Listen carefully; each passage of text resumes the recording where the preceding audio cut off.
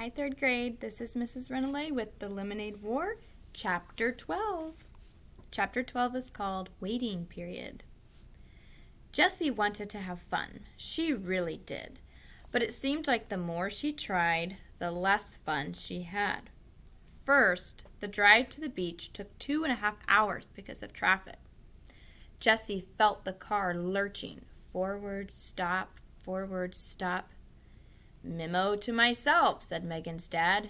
"Never go to the beach on Sunday of Labor Day weekend, especially when there's been a heat wave for more than a week."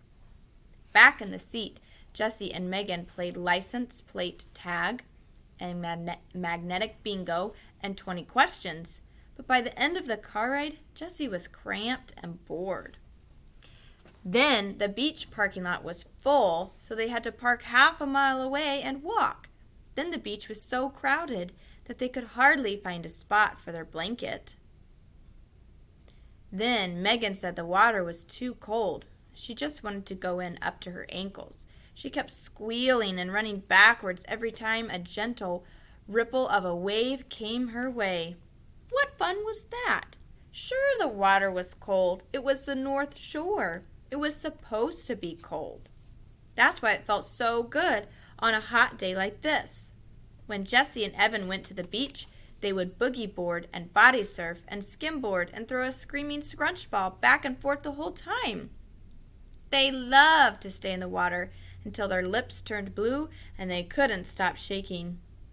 Then they'd roast themselves like weenies on their towels until they were hot and sweating again, and then they'd go right back in.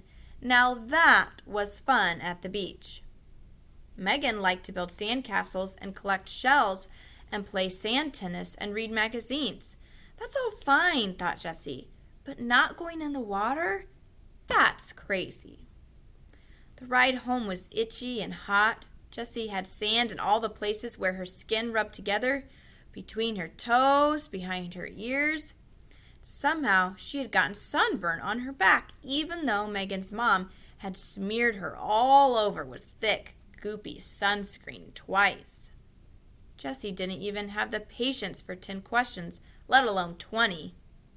But Megan didn't get that Jessie didn't feel like talking. She kept trying to get her to take a quiz in Teen Magazine. If Evan had been there, he would have kept quiet, or maybe hummed a little. Jessie liked it when Evan hummed. As they turned onto Damon Road, Megan asked, "Are you feeling sick?" In fact, she was.